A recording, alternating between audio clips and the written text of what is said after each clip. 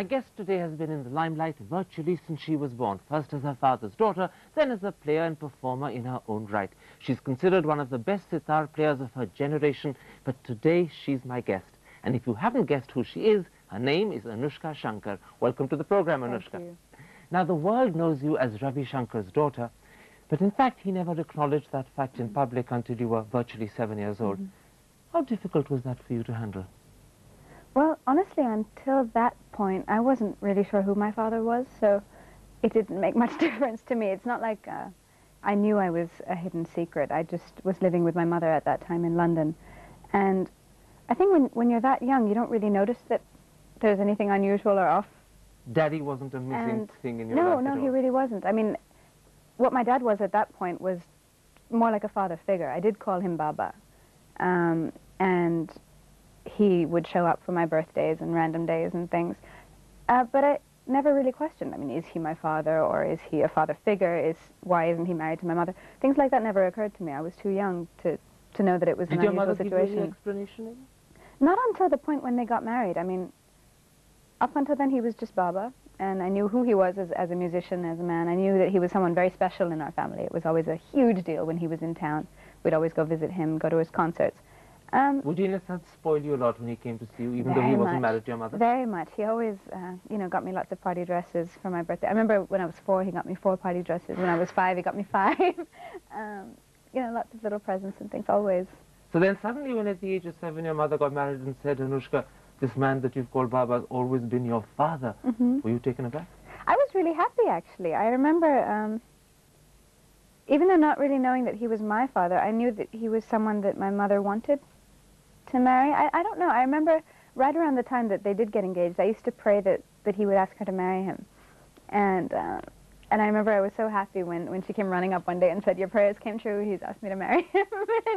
And so I was just really, really happy, more than anything. In his autobiography, he writes with great candor of what he thinks hurt and loneliness he caused you. Were you, in fact, as a child, ever lonely? Well, I was raised as an only kid, so until I was probably 11 or so, I didn't have many friends. I mean, I was always more surrounded by adults, my mother's friends and my father's friends. So I think maybe, even though I was very social, I was sort of lonely.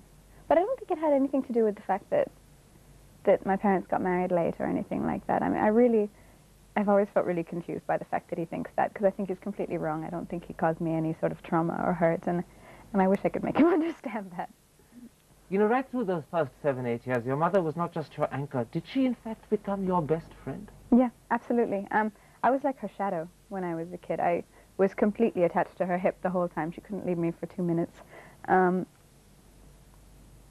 she's always been like a best friend to me. She always raised me to talk to her and to argue with her and not be just a silent, obedient kid. I suppose, in a sense, not having a father meant that there was a real special bond between you and your mother. Very much so. I mean, she had me with her all the time. I would go to work with her when I was out of school, and she would stay up at nights with me, and it was a 24-hour relationship for many, many years. She says she used to work in a bank in those days, and you used to spend the afternoon there. I gather you played merry hell with everyone. I did.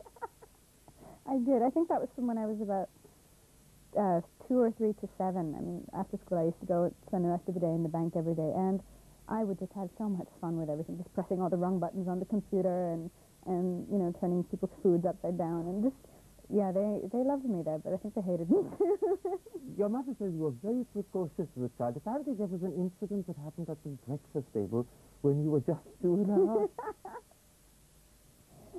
Yeah, she was forcing me to gulp down my milk, I think, and as always I wasn't doing it, and I didn't want to have my milk, and she was starting to get really agitated because she had to go to work and drop me off. She didn't want to be late, so she was just like, hurry up and drink your milk, and I got so flustered that I spilled the milk, and because she was so agitated, she got really angry, and she sort of slapped me across the wrist or something, and I got really quiet. I always did it. I mean, she never hit me very often, but when she did, I hated it, and she felt really, really guilty, as always. And so as she was driving me to school, she said something like, Anoushka, why do you have to make me do these things to you? I don't like to hit you. Why did you have to spill the milk? Why didn't you just drink it when I told you to? And I said something like, but Mommy, you didn't have to hit me on the wrist. All you had to do was get a towel and wipe up the milk. Or if you didn't want to do that, you could hand me the towel and I'll wipe up the milk. I think she was a bit shocked by that. He also says that you didn't like to sleep as a child. I couldn't sleep. I couldn't sleep. Until I was about 6 or 7, I was... Couldn't or wouldn't? Couldn't. I was completely an insomniac. I would just lie there. I remember just staring up at the ceiling all night long, just going, why? It's still nighttime. It cannot still be dark. It's been so long. I couldn't sleep. My poor mother, I used to keep her up all night too. For a good 6 years, she didn't sleep. But you also acquired a habit of reading, didn't you? You would read voraciously. I was addicted to reading. I mean, after 7, then it became I wouldn't sleep because I'd just stay up at night and read books, and she'd come in and check up on me all night long because she was so paranoid that I wasn't getting my sleep. And I would. I'd turn off the lights and sit, under the duvet with a flashlight and read my books because I just couldn't put them down. Now, I gather when you first desired an instrument, it wasn't the sitar that you were drawn towards. It was, in fact, the piano. It was. It was. Right from the beginning. I remember being tiny and always, going to fiddle on the piano. Whenever I saw one, I had to go play it. I always wanted to learn the piano. What was it, the sound that entranced you? I'm not really sure. I think it was everything about it. The sound, the look, the feeling of sitting and playing, everything. Your mother says that the idea that you should learn the sitar was actually hers, and your father was against it. Looking back, do you think this is how your mother was trying to bring father and daughter together? Absolutely.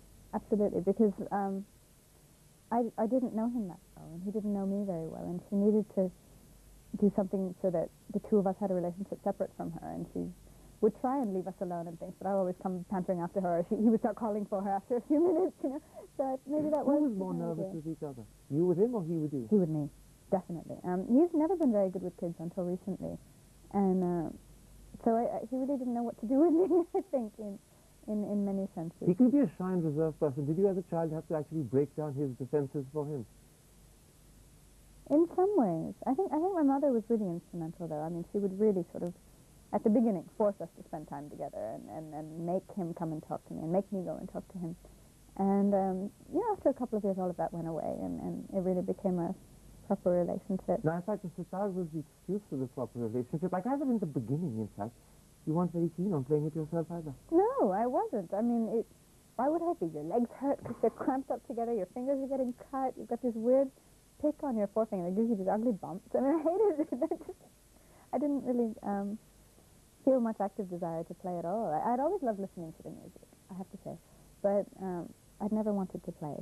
In fact, he writes in his autobiography that he frequently reduced you to tears with his discipline and his demands. At the beginning. I mean, I was, 8, 9, 10, and I was missing my cartoons. I was sitting up here in this room playing this weird instrument, and he's a very serious teacher. He was always a bit less strict with me at that point, I'd say, than with other students, because of the fact that I was so young and everything. But still, it would be a bit much for me. Sometimes my lip would start to tremble and my eyes would fill up and stuff. Yeah, it would happen sometimes. But the trembling stopped pretty quickly because he soon developed a fascination, and he gifted you a specially made baby sitar, didn't he? He did. Yeah, he did. It was tiny. It was about this big, I think. It was so cute. It was really sweet. That was my first sitar that I played on. The one that's really special, though, is after my first concert, when I was 13, he gave me his old sitar that he had played on for a good 20 years or something, and he gave that to me sort of as a sign that he wanted me to, continue his legacy and believed that I could, and that meant so much to me. That's the instrument that I still play. The moment he saw you with the baby sitar, though, and saw that you were inseparable from it, he realized that you were going to be a sitar player. Apparently, you made a big fuss once on an Air India. Oh my God, yeah. See, my dad used to travel with his sitar in the cabin. I mean, there was a ticket for Mr. Shankar and a ticket for Mr. Sitar. And, of course, me being me, decided that I had to have a Miss Sitar, and that if his sitar was going in the passenger cabin, then mine had to go in the passenger cabin too. And my mom was getting so embarrassed. She's like, Anoushka, no, we can check it in. It's got a box. It's okay. No, we have to come in the cabin with us. And I was just freaking out completely. And finally, Air India, they were so sweet. They Miss Sitar did traveled take with you. Miss Sitar up on a plane, and they put it, in the front and lay it down flat. And so, yeah, I had my way. Now, for 10 years, Ravi Shankar has been both your father and your guru. Has that sometimes been a slightly confusing double role for you? Yeah, and it's not easy. I mean, it gets easier as it goes on because you sort of get used to behaving differently in different situations. But at the beginning, I wouldn't really know that. I would joke around a bit too much in the music room, for instance, or feel very intimidated by him when he just wanted to sit and have a good time with me. It was hard to make that difference. But I think honestly, it was more difficult for him than for me because to switch from being teacher and father. Yeah, because he hadn't had that experience before. If he was a guru, he was completely a guru. He had complete obedience, complete discipline. And I didn't give him that. And so the other thing was he was brought up within the strict confines of the Guru Shishya tradition. Exactly. How much of that have you been able to absorb yourself? I think in essence, a lot of it. As far as the feeling goes, when I'm sitting with him, the way I look at him, the way I respect him and love him, in essence, that is absolutely Until there. you start teasing him. But the lifestyle is different now. You know, it's not like I would sit there playing 18 hours a day the way he did, or touch his feet every single day. He doesn't believe in those things either. I mean, really, in essence, we've got the feeling. What about you? Are you a bit of a rebellious Western teenager also? At times. I've never had to rebel too much because my parents were never that strict. So whenever you had to, you weren't scared to do so either? No, I did. I definitely And did does my he bit. respect that side of you? Yeah, I mean, I don't know how much he likes it, but he respects it. Yeah, see, the thing is my mom has had to deal with all of that more. Because of the fact that he's my teacher and all of that, my father and I have a much more polite relationship, I think. Whereas if I ever have to do any arguing or fighting or rebelling at all, get pushed onto my mother. She gets it double time. Now, one of the things that you perhaps missed out on because of all the hours of practice and performance is the fact that you've never gone formally to college. You do that? I do. I missed that. I mean, I graduated from high school, 2 years ago, and immediately there was this huge rift between me and my friends because they were all getting excited about going to college and starting this new life, and I was starting a whole other life. And so it was a bit difficult, but I love what I'm doing, and I know I can go back to college at some point. So what about the friends? I mean, you now live in 3 worlds almost. You live in Europe, you live in America, you live in India. But what happens to friendships? I mean, are you parted from them every 3 months? Yeah, I mean, it's very rare that you can make real friends. But then the few that I make are so valuable. I've got such beautiful friendships all over the place, and it doesn't matter if I don't see them for a year. I go back and there's just the same connection. But what ends up happening is you become a lot more of a social butterfly type of thing, I suppose. And does also some of the loneliness that you spoke of earlier continue right through your life? Yeah, it does. I mean, I love my life. I love traveling. I love how many people I get to meet. But the substance is less common, I think. It's just more about going out. You're in a city for 2 days, so you go out and meet people, party for a night, never see them again. You know, so you're still having a good time, but it's not the same as being with people that matter. Music's taken the place of friendship many times. Yeah, in a way. Just let's take a break. I want to come back in part 2 and talk about the music that you now perform and some of the incredible performances that you've had. Okay. We'll be back in just a couple of moments. Stick with us.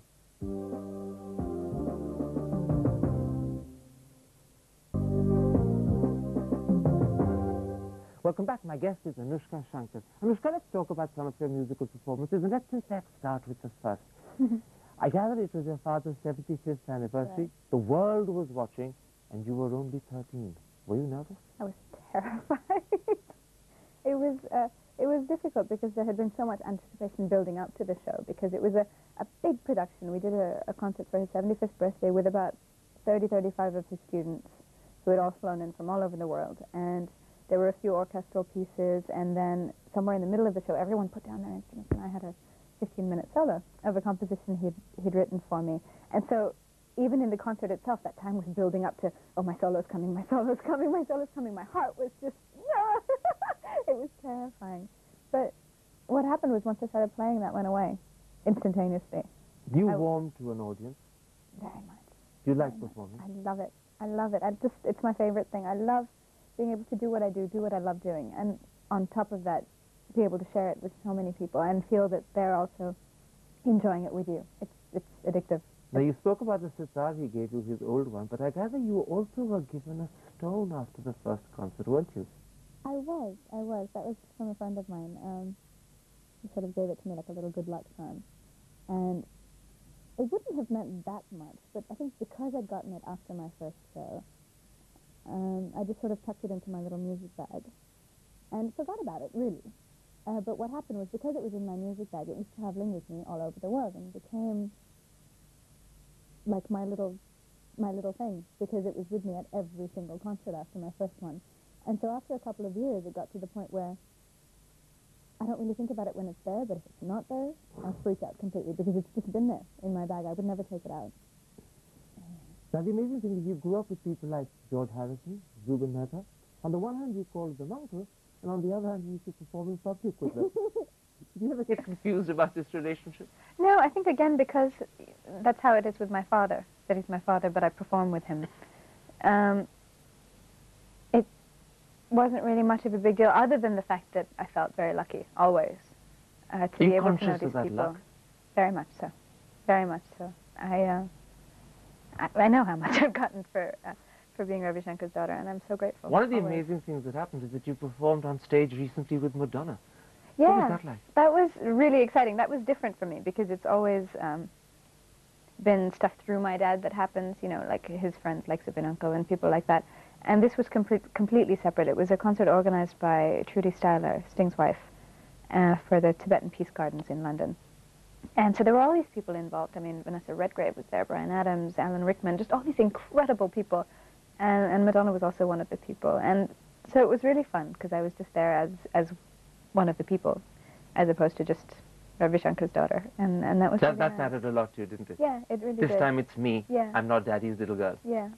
Yeah, it was really nice. But in fact, you've had some other pretty incredible performances where you've been there because it's you. In January '98, you performed with Jean-Pierre Rampal, the great flute player. And in fact, it was an occasion when you had to perform both on the piano and the sitar. That's right. Was it difficult? It was very difficult. I was playing about 4 or 5 hours on each instrument to prepare for the few weeks before the show. And that's actually when I developed my tendonitis in my right hand. Too much hard work. Because it was too much different stuff going on. My hand couldn't handle it. And that's actually why I've been playing less piano recently, because it really has to be one or the other in a way. But it was an amazing experience. I loved it. I loved playing the piano and playing with him and playing the sitar with him and everything. It was just so much fun. There was another great performance in July '99. This time it was a piece written by your father for the sitar and the cello, and you performed with the great Rostropovich. That's right. We premiered that piece at the Evian Festival. That was an amazing experience. It really was. It was different because he's not someone that I've grown up calling uncle. And so I really was able to just meet him knowing that he's this incredible musician that I was about to play with, and it was a really beautiful experience. How often do you have to say to yourself, because you mentioned it a couple of times in this interview, that applause that I'm hearing, or that praise that I'm hearing is because I'm Anoushka Shankar and not because I'm Ravi Shankar's daughter? Is that something you made yourself conscious of? Not too much, because one thing I do know is that, I mean, people may buy tickets to my concert because I'm Ravi Shankar's daughter, but if they're going to sit through a piece that I play and give me wonderful applause at the end, that's got to be because they liked what I play. And so that sort of answers its own question for me, and I really consciously try not to stress out about that too much. So last year in Spain and Italy, when your father was unwell and not able to play, you literally and exactly had to step into his shoes. Was that fun, or was that a little unnerving? The good thing about it was because it happened so last minute, I didn't have the time to get nervous. It was the day before we were supposed to travel that he was unwell. So I just had to go, and I just had to do the shows. And it was a big deal because it wasn't just playing on my own, it was literally replacing him. And how does anyone replace my father? It's not possible. But the audiences were amazing. They gave me standing ovations. They didn't stop clapping until I went and did encores. And that must have been a special moment. It felt really beautiful. It meant a lot to me. Now, there's a great secret about you that you've kept under wraps until now. I believe you sing. I can't sing. I really can't. My mom taught me singing a little bit when I was a kid, but... She also tells me that Row, Row, Row Your Boat is one of the ones that you sing very well. I can sing it backwards. Would you sing it forwards first and then backwards afterwards? You realize I've never sung in anything before. Okay. Row, row, row your boat, oh, see, I can't sing it forward. Merrily down the stream. No. Row, row, row your boat gently down the stream. Merrily, merrily, merrily, merrily, life is but a dream. And now backwards. Dream but is life, merrily, merrily, merrily, merrily stream the down gently, boat your row, row, row. What made you learn a song backwards? I was an only child. I had a lot of free time on my hands. There's a lot of things you come up with. Now, you're not even 20. What are the musical peaks that you want to climb? So many. I mean, really the main thing for me at this point for the next few years is establish myself more as a soloist, because I've only started touring solo over the past year, and I want to get to the point where I am more of Anoushka Shankar, really, as opposed to Ravi Shankar's daughter. After that, there's so many more things. I want to get more into composition work. I want to... What sort of compositions? I mean, things with orchestras and more groups of musicians really interest me. Something So to music that the takes the effect of sitar my, across yeah, to the orchestra. I mean, sort of like my father's two concertos. I just love them so much. And they're so unusual, having the sitar with a Western orchestra. I would love to do something like that in the future. Maybe soundtracks of some kind. For the films? Yeah, maybe. Like Pather Panchali? Yeah, why not? I think it would probably end up being a lot different, because It will be you. Yeah, exactly. I'm not trying to clone my father. Now, alongside music, you also write poetry, don't you? I do. What sort of poetry is it? Slightly twisted, I guess. More... What do you mean by slightly twisted? I don't know. I sort of like poetry that is unpredictable. I do write more prose. It doesn't really follow much of a meter, usually. And it's more just very emotional, but... Very self-revealing? Yeah. I get really nervous when people read it, because I always feel so naked, because it really is just me out there. Would you consider publishing it one day? Yeah, I would love to. I've always wanted to, actually. It's something that really interests me. So what stops you? The same thing. I feel so naked when people read. If, like, my best friend can read my poem and I get nervous, what's it going to be like if I have it out there for everyone to read? I don't know. You know, Anoushka, you're very much a child of 2, maybe 3 different cultures, Europe, America, India. Does that mean that you have many identities? Does that make you, in a sense, hybrid? I think for a long time I tried to keep everything as separate as possible, because it would get really confusing. I remember having friends from India or friends from the States, and if just one person would cross over into another group, I wouldn't know how to be. I wouldn't know which part of me to be. Would I laugh in this way? Would I say this type of thing? Would I be open? Would I be demure? You know, and just maybe a year or so ago, I decided it was just so ridiculous to try and fit in anywhere, and I just had to accept that all of those things are a part of me. And but you still keep the different Anoushka separate. There's now I tend not to keep them so separate. I mean, it's very natural that, say, if I'm surrounded by older Indian musicians, that the more quiet, respectful side of me will come out more. And if I'm with loud, obnoxious American teenagers, then my loud, obnoxious side is going to come out more. But it's not something I try to do anymore. Well, Anoushka, to all the many different Anoushkas sitting in front of me, or to just the only one, thank you for a wonderful interview. Thank you. Thanks a lot.